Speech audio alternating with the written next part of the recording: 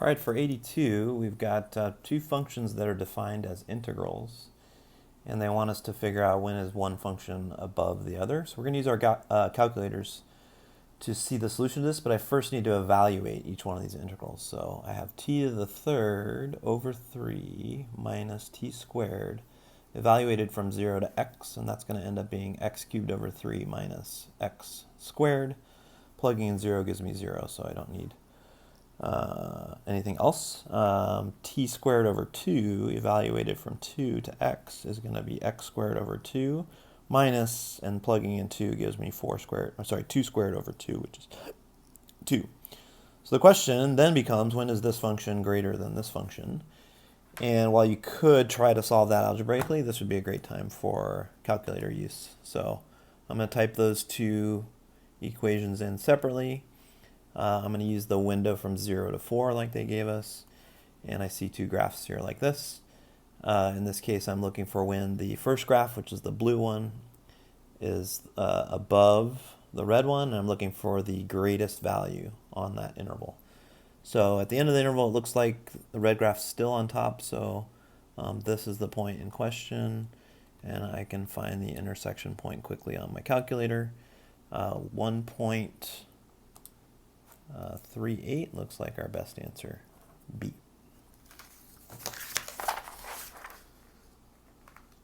All right, 83, dy dx equals 1 plus log x times y.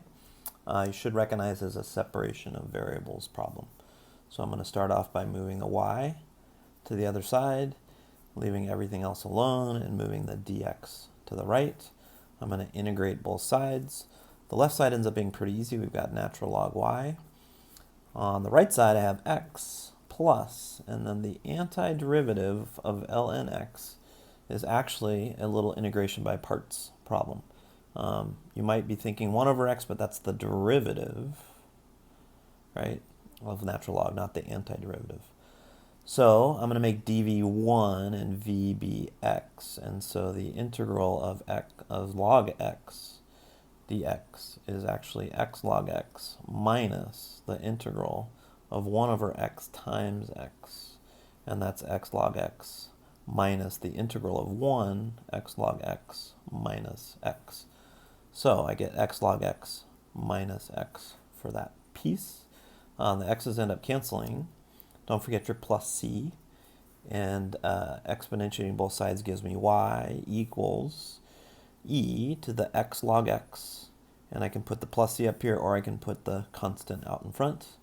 I want to use my initial conditions of 1 and 1 to set x equal to 1 and y equal to 1.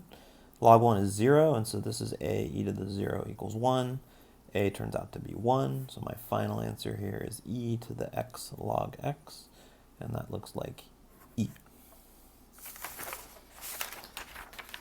All right, 84 is another integration by parts problem, and you should remember maybe this one as a double integration by parts. So I've got the integral of x squared sine x dx.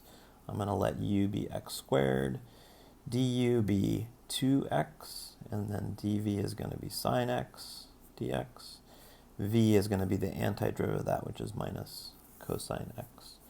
So this integral ends up being minus x squared cosine x, then minus the integral of minus 2x cosine x. Minus minus turns into a plus.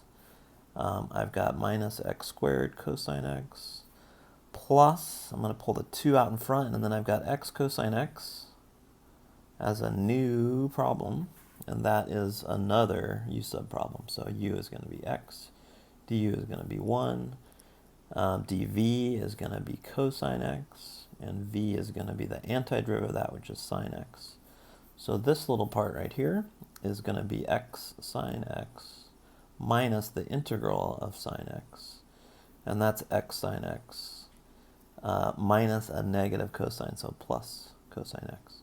And then I've got to be careful to bring this 2 down and distribute. So my final answer, negative x squared cosine x plus 2x sine x plus 2 cosine x plus c. Looking through my options there, it looks like C is our best answer. All right, and our last problem. Twice differentiable function means no asymptotes, no holes.